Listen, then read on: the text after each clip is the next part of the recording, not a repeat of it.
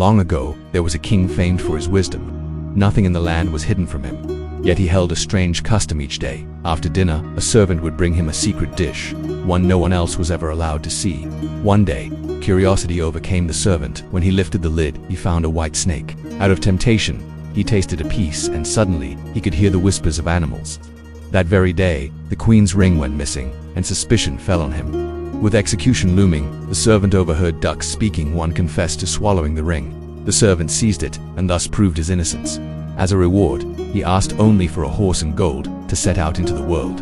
On his journey, his gift of understanding animals led him to acts of kindness. He saved 3 fish trapped in reeds, stepped aside for an ant king and his people, and sacrificed his horse to feed starving young ravens. Each promised to remember his generosity.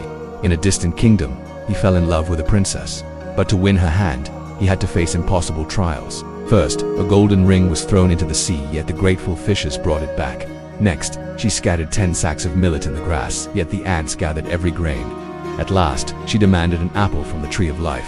Hopeless, the young man wandered. Then, from the skies, the ravens he once saved dropped into his hands a golden apple from the tree of life itself. At last, the princess could resist no longer. Together, they ate the apple, and her proud heart softened into love.